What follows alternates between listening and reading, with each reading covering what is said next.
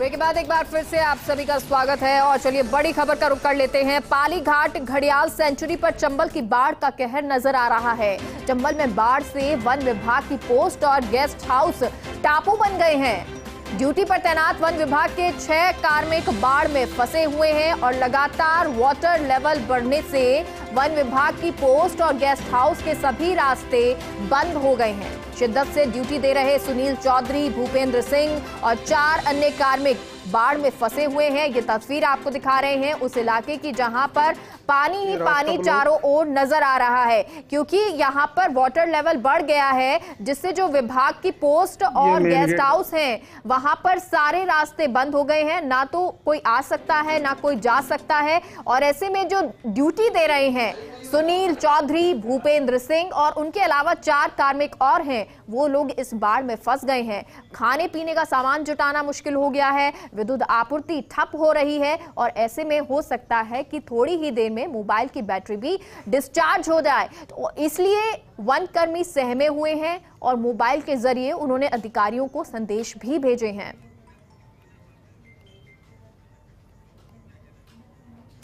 और सुनील चौधरी, भूपेंद्र सिंह वन रक्षक, उन्होंने क्या कुछ कहा, क्या कुछ संदेश भेजा है वहां से, आपको सुनाते हैं। ये हमारे साथी भूपेंद्र जी, वन रक्षक, यहाँ पालीघाट में पदस्थापित है और पालीघाट पे चंबल रिवर पूरे रौद्र रूप से, आगोश से और पूरे वेग में बह रही है। वर्तमान में हालात ये है कि हम चारों ओर पानी से गिर चुके हैं और फ्लड लेवल बढ़ रहा है लगातार। लगभग अभी 202.800 मीटर के लगभग गेज है नदी का, जो कि 96 के रिकॉर्ड को तोड़ने के पास में है। तो भूपेंद्र जी, आप कैसा महसूस कर रहे हो अपने आप को? चंबल का जल स्तर बहुत बढ़ रहा है धीरे धीरे, तो ऐसा महसूस हो रहा है, मतलब चारों तरफ पानी हो गया, तो डर लग रहा है। महसूस हो रहा है आपके चारों ओर पानी हो गया? चारों ओर पानी हो गया और महसूस हो रहा है आप जिंदगी खतरे में है। आप सहमे हुए हो लग रहा है मेरे को। पुल चारों तरफ पानी से घिरे हुए हैं, सहमे हुए हैं, बहुत डरे हुए हैं। तो सुनील चौधरी और भूपेंद्र सिंह जिन्हें आपने सुना, क्योंकि चारों ओर इनके पानी है, वन रक्षक हैं, ड्यूटी ये दे रहे हैं, तैनात है, लेकिन उसके बावजूद जब पानी चारों ओर नजर आ रहा है, खाने पीने की व्यवस्था नहीं है, तो डर लगना लाजमी सी बात है। और इसी खबर पर हमारे साथ न्यूज़ रूम से हमारे सहयोगी निर्मल तिवारी जुड़ गए हैं, ब्यूरो चीफ। निर्मल, जो हमने सुना अभी सुनील चौधरी से, भूपेंद्र सिंह से, डर लगना वाकई में लाजमी है, लेकिन अब क्योंकि इन्होंने अपना संदेश अधिकारियों तक भी पहुंचाया है, तो अब अधिकारी पहुंचेंगे भी, उस पर काम भी होगा। बिल्कुल मेघा, देखिए 22 तारीख की घटना है। 22 तारीख को सुबह का करीब चंबल का जो वाटर लेवल था वो बढ़ने लगा था, क्योंकि लगातार बरसात हो रही थी हाड़ूसी क्षेत्र के अंदर। और ये जो पालीघाट जो घड़ियाल सेंचुरी है, इसका मैं आपको थोड़ा सा भौगोलिक वो बताना चाहूंगा। वहाँ पार्वती नदी और चंबल दोनों का मिलन होता है और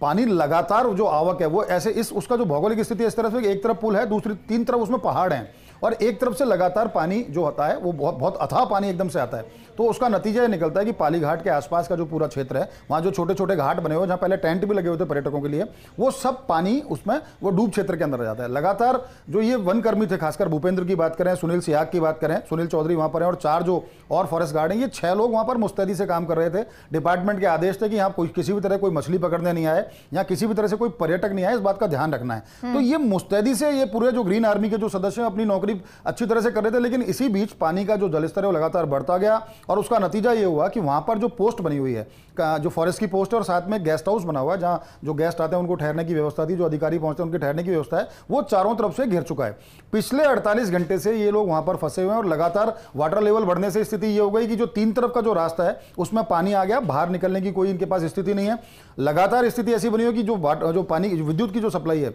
वो पूरी तरह से खत्म हो चुकी है। इनके पास जो खाने पीने का सामान था वो खत्म हो गया और मोबाइल भी कब तक चालू रहेंगे, क्योंकि कुछ देर में बैटरी उनकी डिस्चार्ज हो जाएगी। अब इनको निकालने का एक ही तरीका है मेघा, कि या तो उनको हेलीकॉप्टर से रेस्क्यू किया जाए या किसी अन्य माध्यम से उनको रेस्क्यू किया जाए। देखिए मेरे हाथ में इस समय जो आंकड़े हैं सेंट्रल वाटर कमीशन के, उसमें साफ तौर पर कह रखा है कि वहां पर जो जीरो लेवल है वो 177 मीटर, 177 मीटर, और जो वार्निंग लेवल है वो 197 मीटर, और डेंजर लेवल यानी खतरे का जो निशान है वो 198 मीटर था। खतरे के निशान से भी करीब 4.8 8 मीटर यानी करीब 5 मीटर की वहां पर लगातार चादर चल रही है और ये जो वाटर लेवल है हर घंटे 1 से 2 इंच बढ़ रहा है। तो कोई ऐसी बड़ी बात नहीं होगी कि आने वाले 4-6 घंटे के अंदर जो गेस्ट हाउस है उसके अंदर भी पानी घुसना शुरू हो जाए। तो ऐसे में इन छहों के लिए बड़ा मुश्किल हो जाएगा वहां पर सर्वाइव करना। लगातार ये कोशिश कर रहे हैं, उन्होंने वन विभाग को भी कहा, चूंकि मैं कुछ दिन पहले वहां था तो उनके मेरे पास भी यहाँ अभी मैसेज उनके आए, उन्होंने वीडियो भेजा हमें एक्सक्लूसिवली और कहा कि हमें किसी तरह से सर यहां से निकलवाइए। तो हम भी वन विभाग से दरख्वास्त कर रहे हैं, हम भी वन विभाग से आग्रह करेंगे,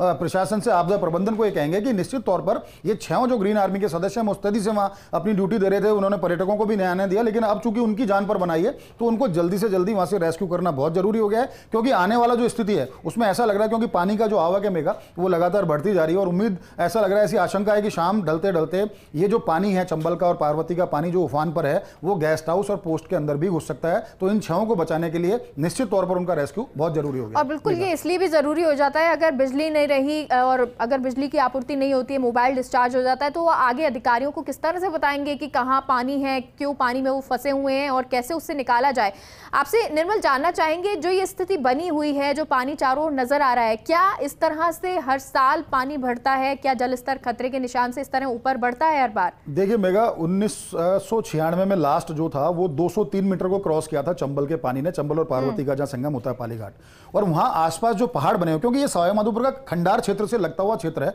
और चूंकि मैं वहां बार बार हमने वहां गए, हमने देखा है वहां तो पहाड़ों पर इस तरह के कटाव हैं, यानी कि ये इतिहास रहा है कि चंबल का जो पानी है अगर वो अपने उफान पर होता है तो जो जमीन का जो वहां पर लेवल है उससे वो 7 से 8 मीटर तक ऊपर हो जाता है, यानी कि पूरा जो क्षेत्र है खंडार क्षेत्र वो डूब क्षेत्र में आ जाता है। तो निश्चित तौर पर इस तरह का इतिहास रहा है और इस बार चूंकि लगातार जिस तरह से बरसात हो रही है, अतिवृष्टि की स्थिति है खासकर हाड़ौती के क्षेत्र में, जितने भी जिले की हम बात करें, बूंदी, बारां, झालावाड़, कोटा और अब तो करौली, धौलपुर की तरफ ये पानी लगातार बहुत तेज से, एक बहुत वेग से पानी उस तरफ बढ़ रहा है। तो निश्चित तौर पर डिजास्टर करौली और धौलपुर में भी हो सकता है, लेकिन फिलहाल स्थिति है कि जिस तरह का इतिहास रहा है और जो पानी का वाटर फ्लो है, जो फ्लड का फ्लो है, निश्चित तौर पर कह सकते हैं कि आने वाले 4 से 6 घंटे के अंदर वहां की जो फॉरेस्ट की पोस्ट है, वहां का जो गेस्ट हाउस है, पानी उस लेवल तक जा सकता है, उसमें अंदर घुस सकता है और अंदर घुसा तो चूंकि उनके पास खाने पीने का सामान तो पहले ही खत्म हो चुका है, विद्युत आपूर्ति वहां पर ठप है, रास्ते बाहर निकलने के बंद हो चुके हैं, तो उन लोगों के लिए बहुत खतरे की स्थिति हो जाएगी जो अब तक दूसरों को खतरे से निकालते रहे। तो ये जरूरी है, मैं फिर से दोबारा आग्रह करूंगा चैनल के माध्यम से कि वन विभाग या जिला प्रशासन, आपदा प्रबंधन उनको जल्दी से जल्दी वहां से रेस्क्यू करे